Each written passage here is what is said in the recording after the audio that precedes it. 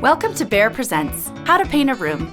We're going to walk you through some simple steps that'll help you transform your old room into a brand new one.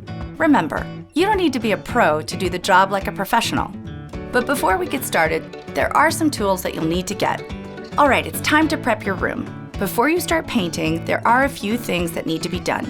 Move your furniture and cover it in the floor with drop cloths. Easy peasy. Now, take a second to remove the cover plates from your light switches and outlets. Oh, and if you need to fill any small holes, you can do that with a bit of spackle. Once it's dry, just gently sand it. To learn more about repairing holes, check out our other video. Give your walls a final wipe to make sure they're fully clean. We're almost there.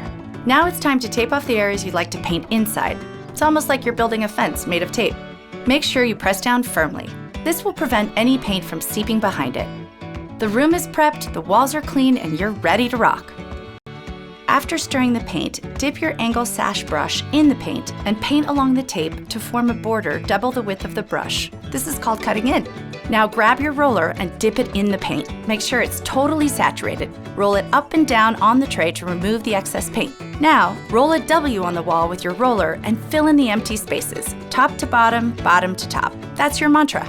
Repeat this until you've covered your whole wall. While the paint is still wet, remove the tape.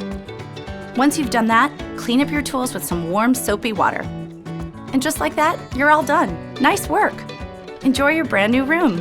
Find your next project by checking out some of our other BEHR how-to videos.